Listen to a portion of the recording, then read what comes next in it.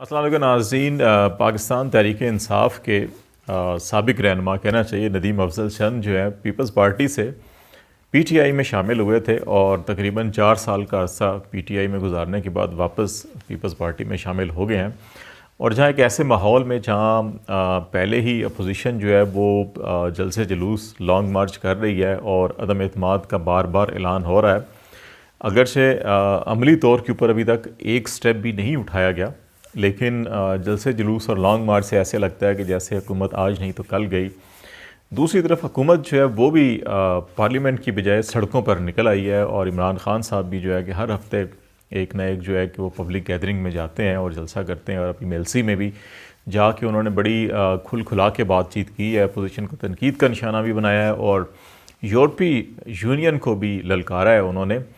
اور بہت سے جو سیاسی مبصرین ہیں ان کا یہ خیال ہے کہ یہ جو عدم اعتماد کی ساری صورتحال 3.5 سال اس حکومت کو گزر چکے ہیں،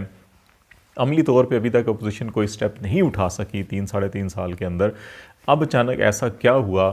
کہ یا ان کو ایسی یقین دہانی کیا ملی ہے ملک کے اندر سے یا باہر سے کہ ایک دم سے وہ عدم اعتماد کے اوپر کبھی 48 گھنٹے، کبھی اگلے 4 دن یا کبھی ایک ہفتہ کی بات کرتے ہیں، اور ابھی آخری اطلاعات یہ ہے کہ 8 یا 9 مارچ کی بات کی جا رہی ہے کہ پہلے قومی اسمبلی کا سیشن طلب کیا جائے گا، اس کے لیے ریکوزیشن دی جائے گی، اور پھر جب اسمبلی اجلاس بلایا جائے گا تو پھر جو ہے وہ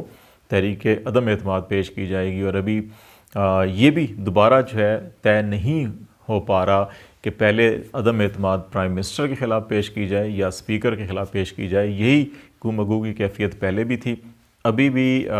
چند ہفتے پہلے اپوزیشن کے مشترکہ اجلاس میں یہ اناؤنسمنٹ کی گئی تھی کہ عدم اعتماد جو ہے پرائم منسٹر کے خلاف پیش کی جائے گی، لیکن ابھی پھر پیپلز پارٹی کی جانب سے یہ کہا جا رہا ہے، دیگر بھی حلقے جو ہیں ان کی طرف سے یہ کہا جا رہا ہے کہ پہلے عدم اعتماد اسپیکر کے خلاف ہوگی اور اس کی کامیابی کی صورت میں پھر پرائم منسٹر کے خلاف عدم اعتماد آئے گی۔ تو اس ساری صورتحال کے اندر 2-3 چیزیں بڑی اہم ہیں جن کے اوپر ہم آج چاہتے ہیں کہ بات کی جائے۔ ایک تو یہ کہ یہ اچانک عدم اعتماد کی جو ساری صورتحال ہوئی اور یہ اتنی گہما گہمی اور اتنا پرجوش ہونا اپوزیشن کا، جو بعض لوگوں کا خیال ہے کہ کیا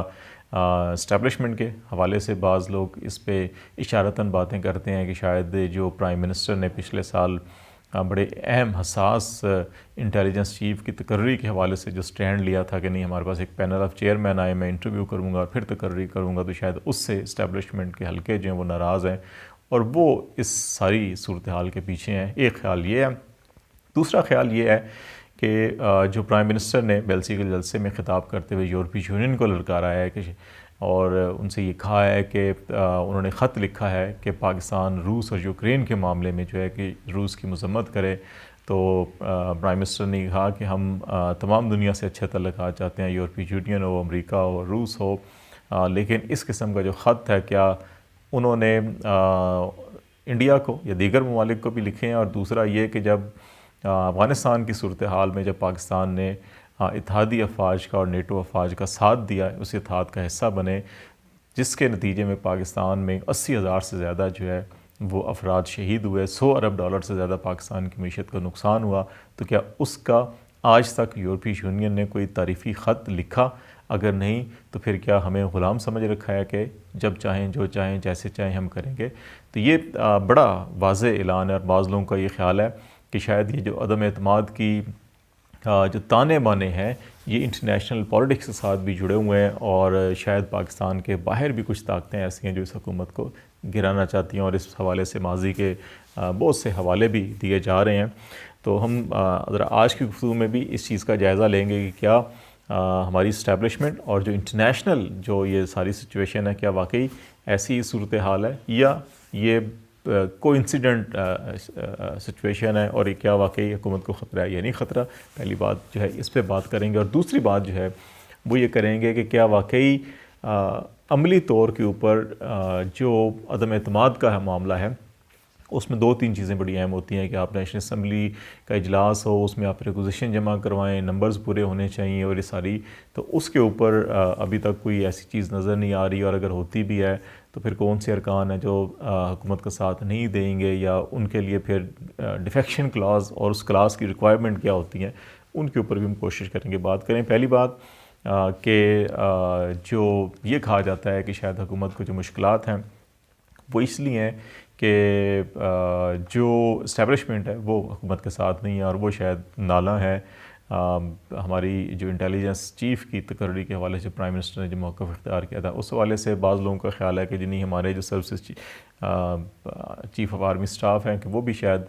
ایک بار پھر ملازمت میں توسیع جاتے ہیں، تو اس لیے حکومت کے اوپر پریشر بڑھایا جا رہا ہے۔ اور پھر ایک رائے جو روس کے حوالے سے اور پھر یورپی یونین کے سفیروں کا خط ہے جو پرائم منسٹر کا حوالہ دیا ہے، میرا خیال ہے کہ یہ اب وہ دور نہیں ہے کہ یہ ماضی میں یقیناً انٹرنیشنل فیکٹرز بڑے کارفار رہے ہیں پاکستان کی پالیٹکس کے حوالے سے، پاکستان میں سیاسی تبدیلیوں کے حوالے سے بھی انٹرنیشنل جو پاور کوریڈورز ہیں وہ بڑا اہم کردار ادا کرتے رہے ہیں۔ یہاں پہ این آر او بھی ہوئے، اس کے اندر جن ممالک نے جو کردار ادا کیا وہ بھی کتابیں چھپی ہوئی ہیں، مشرف صاحب کی کتاب بھی سامنے ہے۔ پھر جو میاں نواز شریف صاحب جب پہلے جیل میں تھے طیارہ سازش کیس میں، اور پھر کس طرح سے ان کو جیل سے نکالا گیا، باہر لے کر گئے، وہ معاہدے بھی اور وہ معاملات بھی سارے کے سارے اب بالکل کھل کے سامنے آ چکے ہیں۔ ابھی پھر میاں صاحب جو ہیں وہ ملک سے باہر ہیں،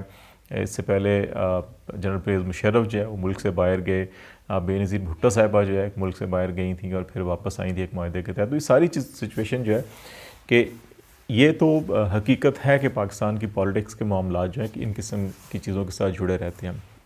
لیکن ابھی میرا خیال ہے کہ جس تیزی کے ساتھ ذرائع ابلاغ اور سوشل میڈیا اور اب جس طرح سے کھل کے ایک بات کی جا رہی ہے،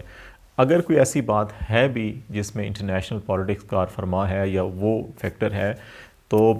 یہ بھی ابھی ہم دیکھ رہے ہیں کہ بڑی کھل کے اوپر اس پہ بات ہو رہی ہے، اور پرائم منسٹر پبلک جلسوں کے اندر اگر یہ بات کر رہے ہیں کہ یورپی یونین نے ایسا خط کیا، کسی اور کو بھی لکھا اور یہ بات ہوئی، تو میرا خیال ہے کہ دنیا کو بھی اندازہ ہے کہ اگر پبلک سینٹیمنٹس یا کسی کے ساتھ نہ ہوں تو بڑا مشکل ہوتا ہے کہ آپ جو پبلک ڈپلومیسی اس کی کامیابی کے حوالے سے اس کے مقامات بڑے کم ہوتے ہیں۔ چیزیں انٹرنیشنل پالیٹکس کی یقیناً اثر انداز تو ہوتی ہیں ملکوں کے اوپر بھی، سیاسی حالات کے اوپر بھی، لیکن اس کے لیے اگر یہ توقع لگا کے بیٹھا ہوا ہے کوئی کہ کو 50 کے قریب وہ ارکان جیسے ندیم افضل چند کی ایگزامپل دی جاتی ہے جی کہ اچھا یہ واپس چھوڑ کے چلے گئے ہیں، لیکن کیا جو لوگ ایم این ایز ہیں کیا وہ اپنی نشستیں چھوڑ کر حکومت کے خلاف ووٹ دینے کے لیے تیار ہیں، یہ نہیں تیار ہیں؟ یہ بڑا ایک اہم سوال ہے، اور وہ پھر ان کو کیا کوئی ایسی گارنٹی ہے کہ یہ اگر اپنی نشست چھوڑ کے جاتے ہیں تو کامیاب دوبارہ ہوں گے، یا اگلا الیکشن ہوگا تو اس وقت کیا سچویشن ہوتی ہے؟ اس حوالے سے ابھی تک صورتحال بڑی غیر یقینی ہے، اور سب سے بڑی اہم بات جو ہے کہ اپوزیشن خود جو ہے کہ اس وقت غیر یقینی صورتحال کا شکار ہے۔ ایک طرف کہا جاتا ہے کہ عدم اعتماد کی تحریک پرائم منسٹر کے خلاف ہوگی، بڑا واضح اعلان ہوتا ہے، ابھی پھر اس میں یہ تبدیلی آ رہی ہے کہ نہیں پہلے اسپیکر کے خلاف ہو رہی ہے، جسٹیفیکیشن یہ دی جا رہی ہے کہ اسپیکر جو ہے کہ اگر نمبر برابر ہو جائیں تو اس کا ووٹ جو ہے کاسٹنگ ووٹ ہوتا ہے، اور دوسرا جو ہے کہ اسپیکر کے پاس یہ اختیار ہوتا ہے کہ ووٹنگ کے لیے دن وقت کیا مقرر کرتے ہیں، اور ایسا وقت نہ مقرر کرتے ہیں جہاں اپوزیشن کے پاس نمبر پورے نہ ہوں، تو اپنا بندہ اگر ہو تو تاکہ وہ اسپیکر چینج کر لیا جائے، تو پھر اپنا بندہ اگر اسپیکر بیٹھا ہوگا تو پھر اپنے سہولت کے تحت جو ہے وہ اجلاس بلائے گا اور اس ٹائم پہ ووٹنگ کروائے گا۔ لیکن یہ ساری سچویشن اس وقت ہوگی کہ جب آپ ریکوزیشن باقاعدہ جمع کروا دیں گے، قومی اسمبلی کا اجلاس بلائیں گے، پھر اس کے بعد عدم اعتماد کی تحریک پیش کریں گے، اس کے بعد پھر آپ کے پاس 3 سے 7 دن کا ٹائم ہوتا ہے جس کے اندر ووٹنگ ہوتی ہے۔ تو اس عملی اقدام کی طرف ابھی تک کوئی نہیں آیا، نہ کوئی چیز فائنل ہوئی ہے۔ خورشید شاہ یہ کہہ رہے ہیں جی 8-9 تاریخ کو غالباً جو ہے کہ ریکوزیشن جمع کروائی جائے گی اجلاس کی، لیکن دیکھنا یہ ہوگا کہ کیا اجلاس بلایا جاتا ہے اور پھر تحریک عدم اعتماد پیش کس کے خلاف کی جاتی ہے۔ پرائم منسٹر کا یہ کہنا ہے کہ اپوزیشن کو یہ بھی سوچنا چاہیے کہ عدم اعتماد کی تحریک جب ناکام ہوگی تو اس کے بعد ان کے ساتھ کیا کیا جائے گا، تو بڑی واضح یہ ایک قسم کی دھمکی بھی ہے۔ تو میرا خیال ہے کہ سیاست میں جو یہ عدم اعتماد ایک پارلیمانی اور آئینی طریقہ کار ہے، اور اس کو اگر پارلیمانی اور آئینی طریقہ کار کے تحت ہی ایگزیکیوٹ کیا جائے ریدر دین کہ سڑکوں پر جلسہ جلوس اور لانگ مارچ، اس قسم کی سچویشن جو بنائی گئی ہے، یہ سیاسی دانش مندی کا تقاضا ضرور نظر میں رکھنا ہوگا سیاستدانوں کو۔ میثاق جمہوریت ہوا، بہت ساری اقدار جو ہیں کہ ہم نے جن کے اوپر یہ طے کیا تھا کہ ہم یہ کام نہیں کریں گے سیاست کے اندر غلاظت والا، لیکن اگر ہم دوبارہ ہارس ٹریڈنگ کو بندے خریدیں گے اور یہ سوچیں گے کہ شاید ہم اس طرح سے حکومت گرائیں گے تو یہ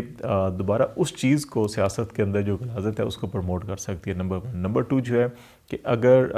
جو پارلیمانی معاملات ہیں ان کے اوپر یہ سیاسی اممیچیورٹی کا مظاہرہ کیا گیا دونوں طرف سے, حکومت اور اپوزیشن کی طرف سے, تو ان کو پھر یہ بھی سوچنا چاہیے کہ کیا ایسا نہ ہو کہ نہ اپوزیشن کے ہاتھ کچھ آئے اور نہ حکومت کے کچھ ہاتھ آئے اور کسی اور کے ہاتھ چلا جائے. اگرچہ اس کے امکانات نہیں نظر آ رہے, لیکن اگر